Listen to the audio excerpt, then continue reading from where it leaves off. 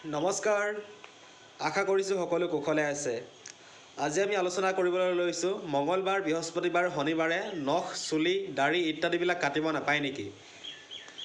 এয়া হৈছে এক সম্পূৰ্ণৰূপে অন্ধবিশ্বাস। ইয়াৰ কোনো বৈজ্ঞানিক সত্যতা নাই যে মঙলবাৰ, বৃহস্পতিবাৰে আপুনি নখ, চুলি কাটিব নালাগে বুলি। একো বৈজ্ঞানিক সত্যতা নাই, এয়া সম্পূৰ্ণৰূপে অন্ধবিশ্বাস। মোৰ প্ৰায় 10 বছৰীয়া অভিজ্ঞতা, মানে মই 10 বছৰ দিন ধৰি এইবিলাক একো মনা নাই, কিন্তু তথাপি মোৰ নখবিলাকতো ধুনীয়াই নহয় জানো? কোনোবাই কয় নখ ফুলি যায় বুলি, কিবা বুলি, কিন্তু আজিলৈকে মোৰ 10 বছৰত একো হোৱা নাই। আগতে মই মানি চলিব লগা হৈছিলে, কাৰণ আমাৰ মা দেউতাহঁতে কিছু পৰিমাণে এইবিলাকত বিশ্বাস কৰে। গতিকে সৰুতে ময়ো ইমান কথাবিলাক জনা নাছিলোঁ, তেতিয়া মানি চলা হৈছিলে। কিন্তু এতিয়া মই 10 বছৰ হ'ল এইবোৰ নিয়ম একো নমনা। গতিকে মোৰ নখৰ গঠন ইমান বেয়া নহয়, কিন্তু মই ভাবিছোঁ গতিকে কিবা যদি ফলাফল পাব লগা আছিলে মইতো ইমান দিনে পালোঁহেঁতেনে, কিন্তু মইতো একো ফলাফল পোৱা নাই। গতিকে মই নিজৰ ওপৰতে প্ৰমাণ কৰি চাইছোঁ যে ইয়াৰ কোনো বৈজ্ঞানিক সত্যতা নাই বুলি। আপোনালোকেও এইবিলাক নীতি নিয়ম মানি নচলিব। নখ নুফুলে এইটো সম্পূৰ্ণ মিছা কথা। মানে আগতে আছিলে ৰাতি নখ কাটিব নাপায় বুলি যে কয়, ইয়াৰ এটা যুক্তি আছে, হয়। কাৰণ আগৰ দিনত হৈছিলে কি, লাইটৰ মানে পোহৰৰ ব্যৱস্থাটো ইমান উন্নত নাছিলে। বৰ্তমান প্ৰযুক্তিবিদ্যাৰ উন্নতিৰ বৰ্তমান হৈছে, এতিয়াতো কিমান ধুনীয়া লাইট, একদম দিনৰ দৰে পোহৰ। গতিকে এতিয়া নখ কাটিলে ৰাতি কাটিলেও একো সমস্যা নাই। আগতে প্ৰব্লেমটো আছিলে ক'ত বুজি পাইছেনে? মানে আগতে লাইটৰ ধুনীয়া ব্যৱস্থা নাছিলে, কাৰণ চাকি পোহৰটোত কিমান কম পোহৰ দিয়ে। যদি চাকি পোহৰত আমি নখ কাটিবলৈ যাওঁ তেন্তে হাতৰ আঙুলিত কটাৰ সম্ভাৱনা বেছি থাকে, বা ভৰি আঙুলিত কটাৰ। গতিকে আগতে নাপায়তো সেইটো যুক্তি আছিলে, কিন্তু বৰ্তমান দেখিছোঁ যে সেইটো যুক্তিও নাই যে ৰাতি নখ কাটিব নাপায় বুলি। কাৰণ লাইটৰ ইমান ধুনীয়া ব্যৱস্থা, দিনৰ দৰে পোহৰ, গতিকে ৰাতিও নখ কাটিলে একো সমস্যাত নহয়।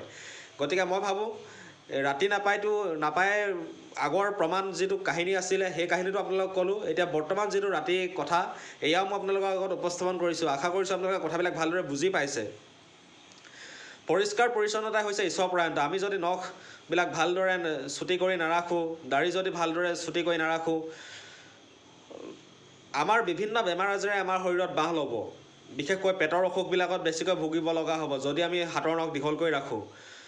হাতৰ নখ দীঘল কৰি ৰাখিলে কি হয়, অপৰিষ্কাৰ নখে যদি আমি আহাৰ গ্ৰহণ কৰোঁ তেন্তেতো ভিতৰলৈ সেই ময়লাবিলাকো সোমাই যায়, যাৰ প্ৰেক্ষাপটত আমাৰ বিভিন্ন বেমাৰ আজাৰ হ'ব পাৰে। গতিকে আশা কৰিম মই এইবিলাক বিজ্ঞান মনস্ক চেতনাৰে আপোনালোকৰ মানসিকতাটো জাগ্ৰত কৰি অন্ধবিশ্বাস, কুসংস্কাৰ এইবিলাক আঁতৰ কৰাৰ ক্ষেত্ৰত আপোনালোকে অগ্ৰণী ভূমিকা ল'ব, মই সেইটোৱে আশা কৰিছোঁ।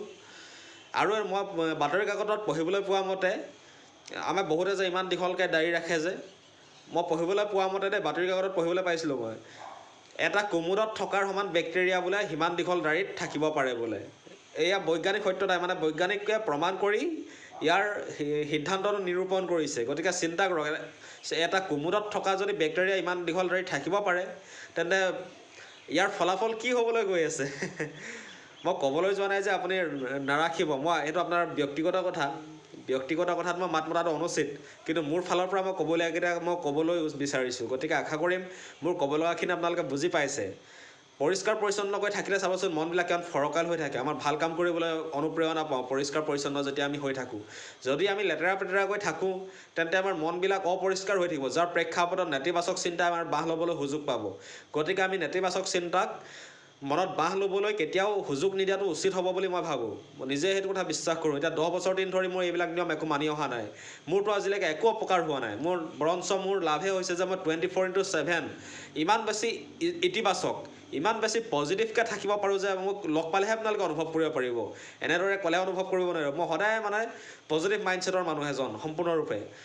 এয়া হ'বলৈ পাইছে কিন্তু একমাত্ৰ পৰিষ্কাৰ পৰিচ্ছন্নতাক মই বহুত বেছি পৰিমাণে গুৰুত্ব আৰোপ কৰোঁ, আৰু ভুলটোৰ পৰা মই শিক্ষা ল'বলৈ যত্ন কৰোঁ।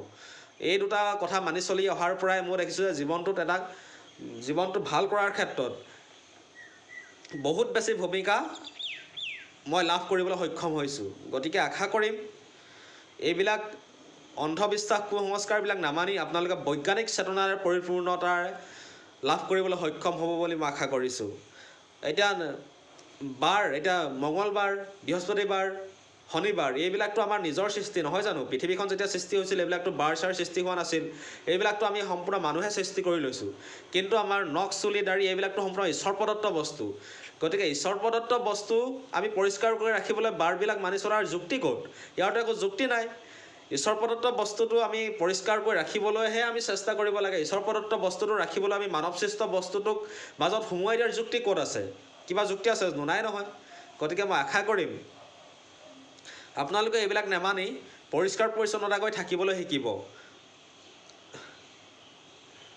বিজ্ঞানমনস্ক সমাজখন গঠন হ'লেহে আমাৰ মনবোৰ ফৰকাল হ'ব। বিজ্ঞানমনস্ক চেতনাই আমাক বহুত বেছি পৰিমাণে জীৱনটো উদযাপন কৰাৰ ক্ষেত্ৰত সহায় কৰে। গতিকে মই আশা কৰিম বিজ্ঞানমনস্ক চেতনাৰ এখন সমাজ গঠন হওক, এইবিলাক একো মানি নচলিব, ধুনীয়াকৈ থাকক, ফ্ৰীলি থাকক।